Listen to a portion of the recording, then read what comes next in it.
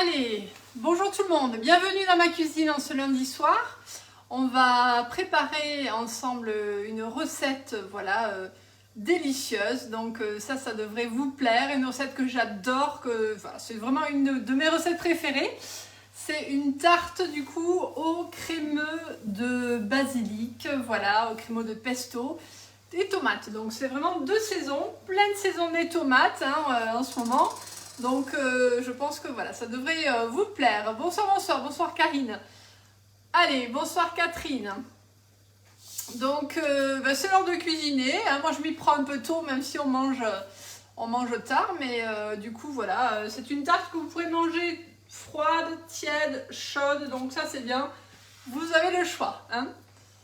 Alors il faut forcément des tomates. Donc j'ai ma petite provision de tomates, du coup, j'ai la chance d'en avoir pas mal au jardin, donc ça c'est top. Mais préférez, voilà, bonsoir, bonsoir. Préférez des tomates pas trop juteuses, voilà, pas trop gorgées d'eau pour pas qu'elles rendent justement de l'eau lors de la cuisson. On va en reparler, mais je vais vous montrer un petit peu une petite astuce, voilà. Bonsoir du coup Nathalie, coucou Audrey, bonsoir Florence. Alors, la liste des ingrédients, je vous l'ai déjà mis, mais je vous la répète, il faudra une pâte feuilletée. Donc vous prenez une pâte feuilletée avec ou sans gluten. On peut prendre aussi une pâte brisée, ça va bien, mais c'est plus gourmand, c'est meilleur. Franchement, une pâte feuilletée pour une tarte, du coup, je trouve ça intéressant, notamment avec le côté un peu crémeux et tomate. Mais au choix.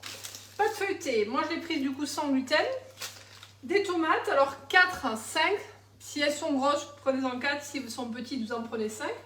Vous prenez ce que vous voulez, ce que vous pouvez. Moi c'est des tomates classiques du coup, tomates marmandes, mais on peut prendre tout à fait de la cœur de bœuf. On peut s'amuser avec la tomate ananas aussi, au choix. Voilà, bonsoir, bonsoir, coucou Fleur, bonsoir Héloïsa. Il faudra également du basilic, alors je viens d'aller le cueillir dans le jardin, petit basilic frais qui sent super bon, de l'ail, donc 1 à 2 gousses d'ail en fonction de vos goûts. Si vous l'aimez puissant, ben vous en mettez 2, sinon si vous n'aimez pas trop, vous n'en mettez qu'une, mais il faut de l'ail, du parmesan râpé, du fromage frais. Alors fromage frais, ça peut être du Saint-Mauré, ça peut être du Philadelphia, ça peut être de la crème épaisse, comme ça peut être du fromage blanc aussi, vous voyez, vous avez le choix. De l'huile d'olive, du poivre et c'est tout, voilà. Donc c'est pas très compliqué, en général on a quasiment tout ça dans le frigo ou au potager. Donc voilà. Alors on est parti. Première chose, on va étaler la pâte. Je vais utiliser ma toile Silpin. La toile Silpin, je rappelle que c'est la toile perforée, il y a des petits trous. C'est la toile parfaite pour avoir une pâte feuilletée très croustillante du coup. Donc, alors chèvre, oui on peut, pourquoi pas, fleur, chèvre frais ça peut être bien. Voilà, ça peut être sympa, c'est une bonne alternative, chèvre frais plutôt, pas en bus, ça risque d'être un peu costaud, mais chèvre frais c'est bien. Donc toile Silpin, la toile aérée pour avoir ma pâte très croustillante, puisque je rappelle que la toile Silpin, elle va laisser passer du coup l'humidité, et on va vraiment avoir une pâte feuilletée hyper croustillante. Donc ça c'est vraiment la toile à avoir dans sa cuisine quand on adore les pâtes croustillantes. Je la mets sur la plaque alu, ça c'est la première chose, pour la soutenir. Je déroule ma pâte, jusqu'à là c'est pas très compliqué. Alors je l'ai un peu sortie trop tôt, il fait encore chaud, vous voyez ici sur Toulouse on n'a pas eu de pluie. On n'a pas eu de pluie, c'est encore sec et lourd. Donc il fait encore chaud dans la maison, même si on a bien aéré ce matin. Et elle a vite, du coup, elle s'est vite ramollie ma pâte. Mais bon, on va faire avec. Donc je l'étale. Voilà.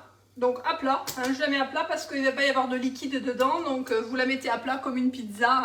Voilà, c'est vraiment très rapide. C'est une recette qui est très rapide à faire. Vous savez que j'adore les recettes rapides et goûteuses et très bonnes.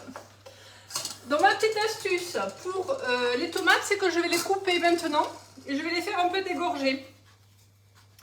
Je vais les laisser un petit peu dans ma passoire pour qu'elles rendent de l'eau. Alors j'avais envie vraiment de faire des belles rondelles, là, des grosses rondelles. J'ai fait ça l'autre jour parce que cette tarte, je l'ai faite lors d'un week-end déjà, il y a 15 jours. Et tout le monde avait adoré. Donc je fais des grosses rondelles, vous voyez. Et donc forcément, vous me connaissez, ben, vous avez vu mon petit post il n'y a pas longtemps. J'utilise le couteau à pâtisserie, qui d'ailleurs, c'est vrai, il faut qu'on lui trouve un petit nom parce qu'il est tellement multifonction que son nom voilà, est trompeur. Mais vous connaissez, il est top, top, top. Et justement, en ce moment, avec les tomates, c'est de la régalade. Donc, si vous cherchez un couteau de cuisine, c'est celui-là. La preuve, voilà, j'en ai une dizaine à la maison parce qu'on s'en sert tous les jours pour couper pour couper tout, quoi. On s'en sert comme couteau de table. Voilà, donc vous voyez, il est cranté, donc c'est vraiment très facile, hein. C'est que du beurre, quoi. On se régale pour couper les tomates. Alors là, j'ai une tomate, du coup, cœur de bœuf. Voilà, je fais des grosses rondelles. Alors, vous pouvez tout à fait vous amuser avec les tomates ananas. Alors, c'est marrant parce que souvent, vous ne connaissez pas les tomates ananas. Vous voyez, c'est ça, la tomate ananas. Elle est jaune orangée et elle est délicieuse. C'est vraiment une tomate, un fruit. Si vous ne connaissez pas, achetez une bonne tomate ananas et dégustez-la juste avec un petit peu de sel, un petit peu d'huile d'olive. Vous allez voir, vous allez vous régaler, hein. Qui c'est qui a jamais goûté du coup tomate ananas, dites-moi. Enfin, moi j'adore ça. C'est à chaque année j'en mets et je me les bichonne, je les regarde pousser. Et puis quand vous l'ouvrez, c'est tellement beau, tellement beau. D'ailleurs je vais en ouvrir une, on la mangera ce soir. Je vais vous montrer le cœur. Regardez, là si vous voyez, c'est trop beau. Il y a de l'orange, il y a du rouge. Il y a, voilà, c'est vraiment une tomate. Fleur, il faut que vous trouviez ça, hein. C'est vraiment une beauté de la nature, les tomates ananas, vous voyez. Donc on peut en mettre aussi sur la tarte ou en salade, voilà, se mange plutôt en salade.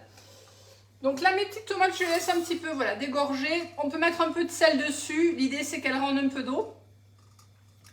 Voilà, pour pas trop gorger la pâte.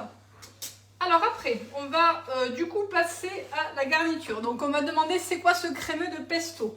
C'est tout simplement le fromage frais que je vais mixer. Donc je vais prendre mon fromage frais. Alors il en fallait 80 grammes à peu près. Donc on va dire 4 cuillères. Je vais le finir parce qu'il devait être fini. Voilà, tant pis si j'en ai un peu plus. C'est tellement bon. Hop. Donc vous mettez fromage frais, je répète, fromage blanc. Il faut qu'il soit un peu épais, hein, parce que on va le mixer, donc il ne faut pas que ça rende trop d'eau. Voilà. Donc le fromage frais. Hop. Et là j'utilise le tornado. Vous pouvez aussi utiliser votre mixeur, mais bon, au tornado c'est facile. J'adore, c'est quelque chose que j'utilise tous les jours quasiment, hein, donc voilà. Bonjour, bonjour, bonjour Sylvie. Vous arrivez en cours, c'est bien.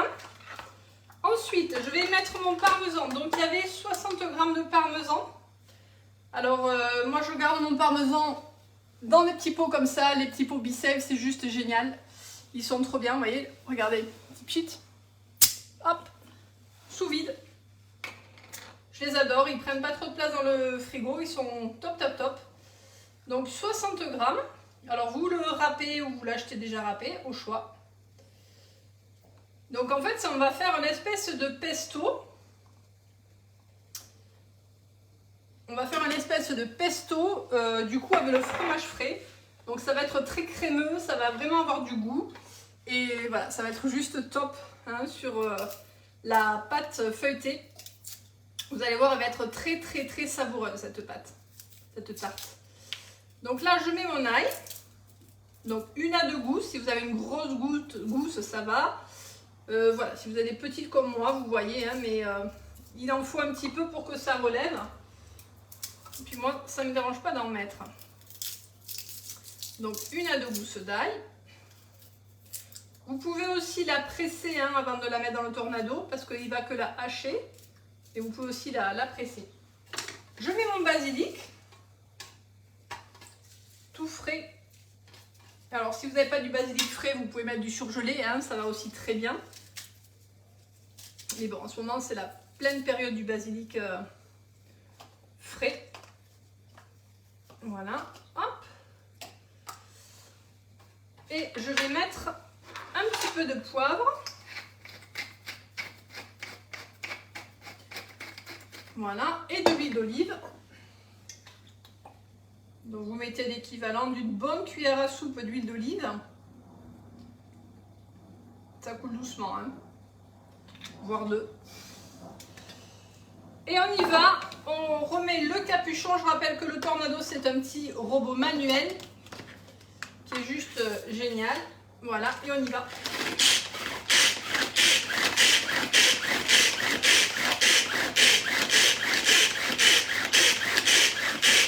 On mixe. Alors on s'arrête un petit peu entre temps pour voir comment ça se passe, hein. Voilà. On peut remuer un petit peu si c'est pas voilà, tout à fait remué, mais là déjà c'est pas mal. Hop. Plus vous mettrez de basilic, plus ça sera vert, hein. Donc plus votre crémeux sera bien vert, il y aura de vraiment, il sera gourmand et il sera bien odorant. Donc allez-y, si vous avez un bouquet, mettez un bouquet entier.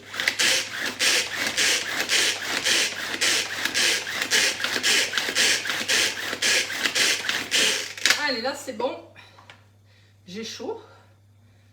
Ça m'a fait faire du sport. Hop. Alors, du coup, maintenant, je prends... Vous voyez, c'est bien crémeux, hein. Ça sent trop bon. C'est bien crémeux, donc voilà. Je vais le mettre sur ma pâte. Comme ceci. Voilà, alors là, la spatule, c'est top parce qu'on va pouvoir bien racler. Je suis partie sur le petit bout de la spatule double embout, mais là j'ai plutôt besoin du gros bout, donc je vais changer. Voilà. Donc on récolte tout. On n'en laisse pas, on peut lécher si on veut, hein, il n'y a pas de souci, c'est très bon. Voilà, j'ai pas très faim pour l'instant, mais hop, voilà. Et on va étaler. Du coup, là, je vais utiliser ma petite spatule coudée, la petite spatule coudée, voilà. J'étale tout ça. Voilà. Alors, si vous le mixez dans votre robot, ça va sûrement, ça sera certainement vert, hein. Vous allez mixer un peu plus que le Tornado, donc n'ayez pas peur, ça sera certainement vert, hein, voilà, et ça fera joli aussi, hein. Là j'ai des petits morceaux de basilic, mais c'est pas plus mal, vous voyez, et vous pouvez aller jusqu'au bord, voilà, n'hésitez pas, hein, à aller jusqu'au bord, c'est pas grave, voilà, hein, si vous touchez le bord, il faut qu'il y en ait partout, il faut que ça soit vraiment gourmand de partout. Hop, voilà. Donc là, la petite spatule, elle est juste géniale pour ça. Hop là, voilà. Je vous montre un petit peu ce que ça donne. Vous voyez le petit basilic? On le voit bien. Allez, après, du coup, je dispose mes tomates. Donc, on va dire qu'elles ont bien égorgé. Si vous la faites un peu avant, hein, vous prenez le temps. Donc là, j'ai des grosses tomates, vous voyez, elles sont vraiment... très charnu. On va voir si j'en ai assez. Hop là. Voilà. Donc vous les disposez. Ça fait vraiment des steaks, hein. Elles sont énormes. Mais elles ont eu vraiment une odeur de tomate. Je vous dis pas.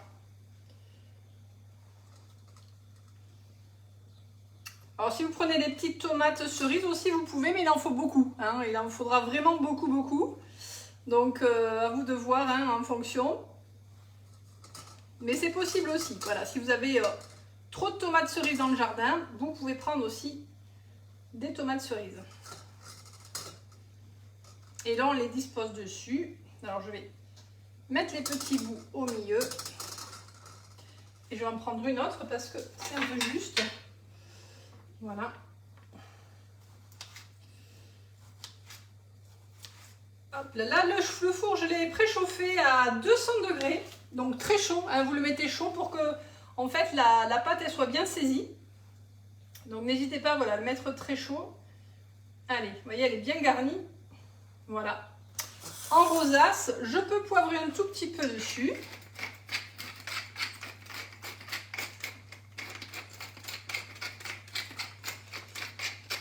Voilà. Je remets un petit peu d'huile d'olive parce qu'il n'y en a jamais assez. Et parce qu'on est dans le sud. Voilà. Et je vais enfourner pour 25 à 30 minutes. Du coup, ça part au four. Et alors, le petit plus qui est vraiment très sympa, c'est qu'à la sortie du four et au moment de servir, je râpe des copeaux de parmesan frais dessus. Voilà, vous râpez des copeaux de parmesan frais, ça va rappeler un peu le pesto. Et vous pouvez mettre aussi des petites feuilles de basilic aussi dessus. Voilà, c'est ce que je ferai dans ma présentation, vous verrez. Et voilà, vous le dégustez tel quel avec une bonne salade et ça devrait être parfaitement délicieux. Voilà, voilà. La recette, vous allez la retrouver, elle est sur le club. Je vais vous la donner. Voilà, vous aurez aussi ma vidéo en replay sur le club puisque maintenant je mets tous les replays sur le club avec la recette, comme ça c'est top, vous pouvez tout retrouver. Et puis, dernière info, voilà, profitez de l'offre du moment puisque c'est jusqu'à demain. Vous avez du coup un cadeau ou plusieurs cadeaux offerts pour toute commande. Voilà, aujourd'hui il y a Angélique qui a passé commande, il y a Sandrine aussi qui en a profité, qui se sont fait plaisir. Donc voilà, c'est jusqu'à demain l'offre spéciale été chez Guy de Marne. Voilà, à bientôt, bonne journée, bonne fin de journée et bon appétit.